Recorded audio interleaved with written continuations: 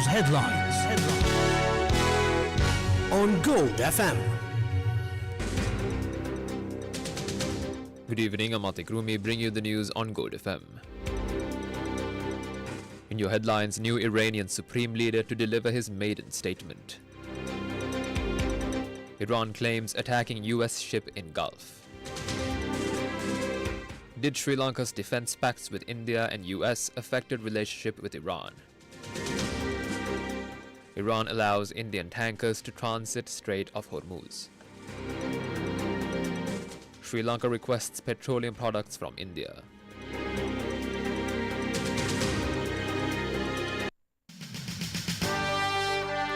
The top story on Gold FM. Sri Lanka is one of the countries that requested petroleum products from India. This was said by the spokesperson of the Indian Ministry of External Affairs, Randir Jaiswal, today. This comes against a backdrop of growing disruptions in global fuel supplies due to the ongoing Middle East conflict triggered by the war between US, Israel and Iran. Taking this situation into account, Sri Lanka had to raise fuel prices, and the Ceylon Petroleum Corporation also urged the public to use fuel sparingly. Addressing the weekly media briefing of the Indian External Affairs Ministry, this is what the spokesperson had to say. India is a major exporter of refined petroleum products, especially to our neighborhood. We have received a request from the government of Bangladesh for supply of diesel, which is being examined. Diesel exports to Bangladesh have largely continued since 2017. India's refining capacity, our own requirements and diesel availability will be factored in while taking decisions. In addition, I would also like to say that we have received such requests from several other countries, including Sri Lanka and Maldives.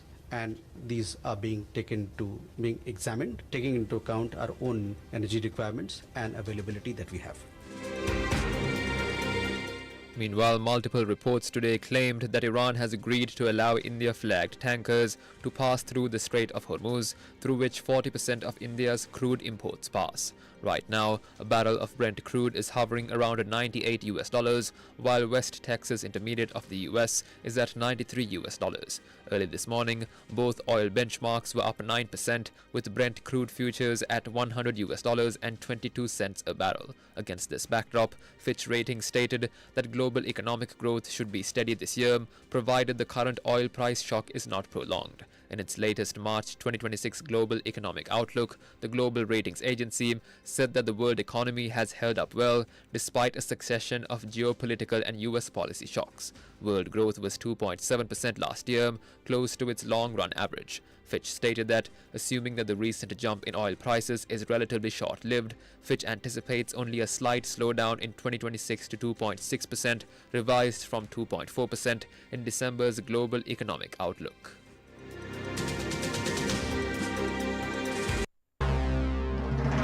This is the local news on Gold FM. The Sri Lankan government was not serious in appointing an ambassador to Iran, a position that has been vacant since late 2024. This is according to Mohammad Shahid, Sri Lanka's last ambassador appointed to the Islamic Republic. Speaking to us, he commented on various developments in the recent past, including the sinking of Iran's Iris Dana in Sri Lankan waters. Firstly, he started by expressing confidence in Iran's capabilities over the United States. As far as I know, but they are still using their old artilleries and drones. They have been underground storage and they have been collecting it, and they have enough and more. I think even if this war goes for another 1 or 2 years, perhaps America may exhaust its weaponry. So you think America will exhaust their artillery before Iran does? Some of the defense analysts from the States, they are saying, because you are wasting our weaponry for no reason, because they said that there was no problem between Iran and America. Iran never did anything against America. It was recently that the government approved the appointment of Professor M.I. Faziha Azmi as the ambassador to Iran. The position remaining vacant until then was criticized by the former ambassador.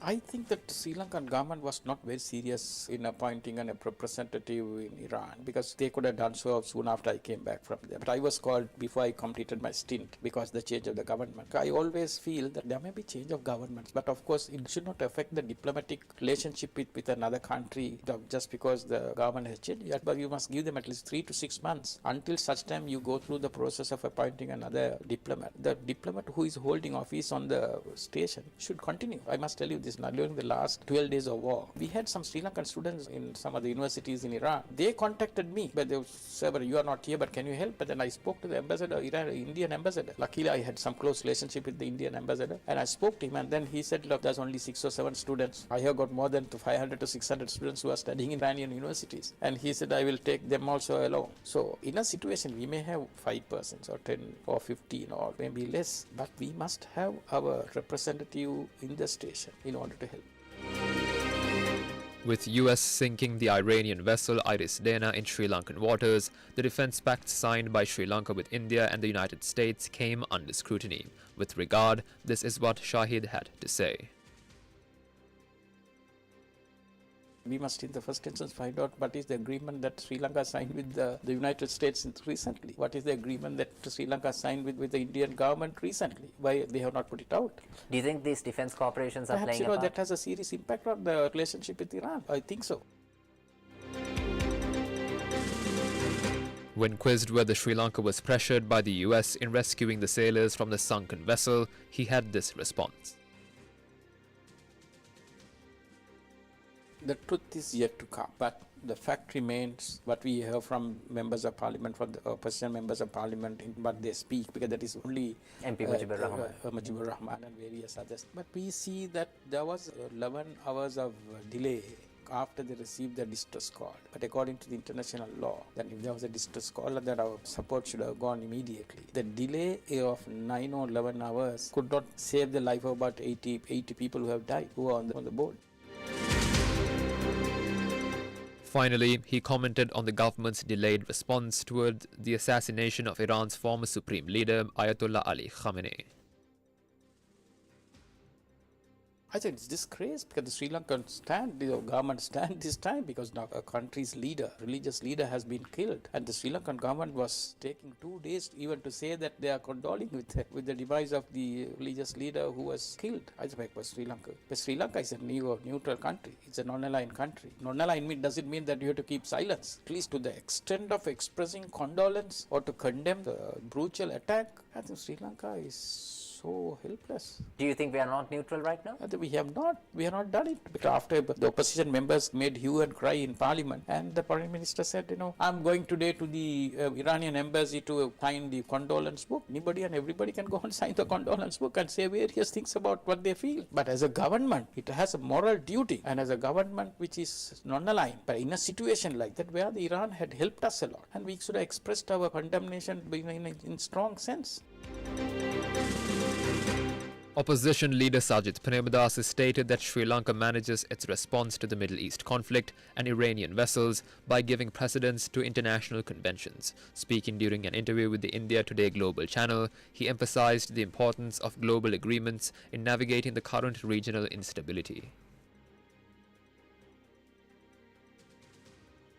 The IRIS Dana reportedly requested emergency docking 11 hours before it was struck. Did the government deliberately stall this permission due to foreign pressure and effectively allowing a targeted military strike to happen in your neighborhood or at your doorstep? We know that this vessel was beyond our territorial waters, that is beyond 12 nautical miles. We are not privy to authentic specific details as to the communications that took place between this particular vessel. Did you seek or have you sought all these details from the government of Sri Lanka? Well, in the parliament sittings, we questioned and we requested for detailed information, but we have not been given specific details so far. Sri Lankan Navy have any information about the presence of a foreign submarine in your exclusive economic zone? Or we did question the government along the lines of your presentation of fact and arguments, but we have not received received a precise reply. Sri Lanka's position of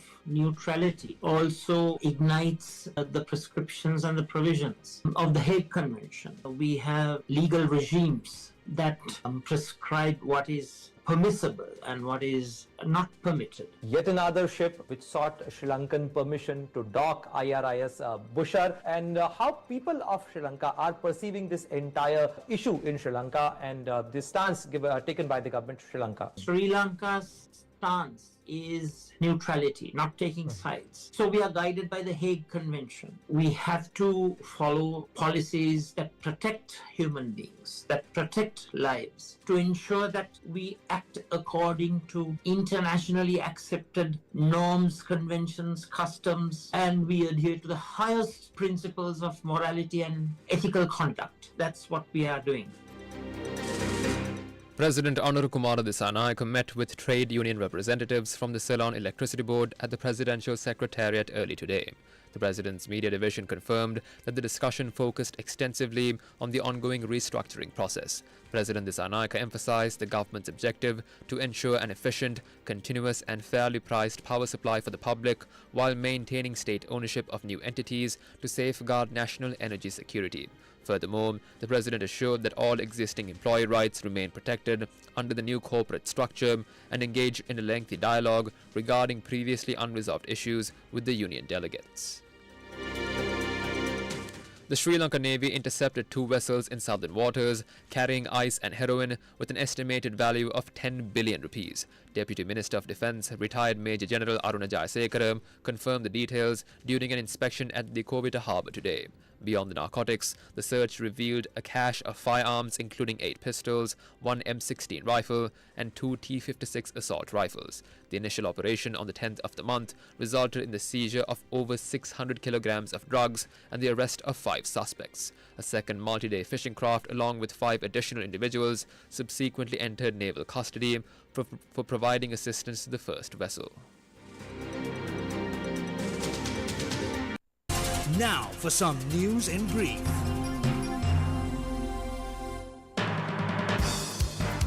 Police in Kandy arrested the 73-year-old director of an international school following a vehicle incident that claimed the life of a 7-year-old student, and he will be produced before the Kandy magistrate tomorrow.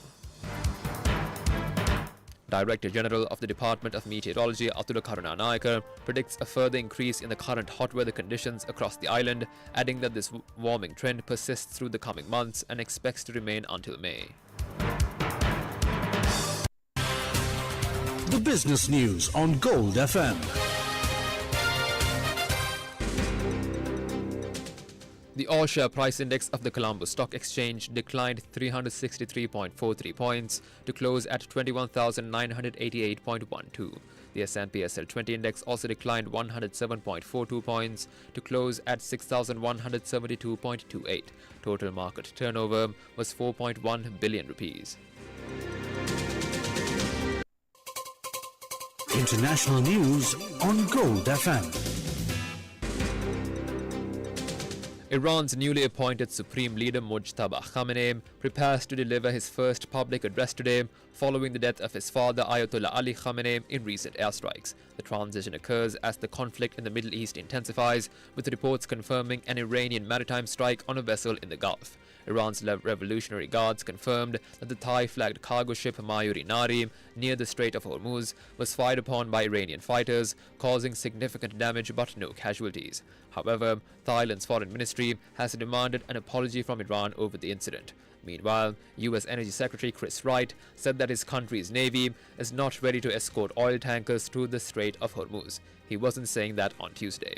However, foreign media reported that 48 hours ago, he declared on social media that the U.S. Navy had successfully escorted a tanker through the key waterway.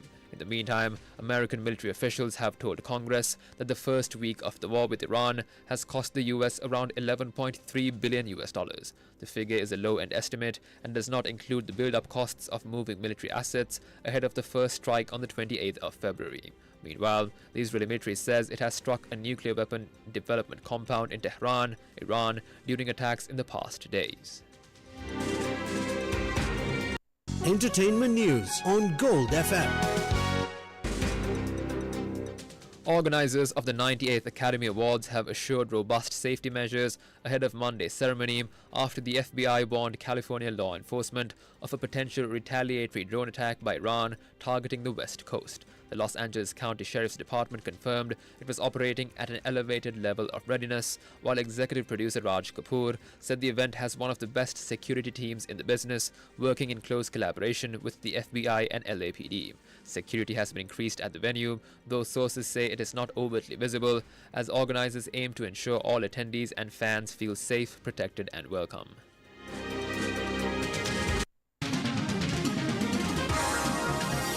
Sports News on Gold FM. St. Thomas's College, Mount Lavinia, reached 203 for the loss of 4 wickets at stumps on day 1 of the 147th Battle of the Blues against Royal College at the SSC. Half-centuries from Jaden Amaraveera and skipper Avinash Fernando provided a solid foundation for the Thomians after Royal elected to field first. In Kandy, the 107th Hill Country Battle of the Blues saw Trinity College finish the day at 66 for 3 in response to St. Anthony's College first innings total of 157. Sisal Attanayaka top scored for the Anthonians with 64 as Kanilka Anthony took 4 wickets for Trinity. Dimanta Mahavithana remains unbeaten on 52 for the Trinitians at the Asagiri Stadium.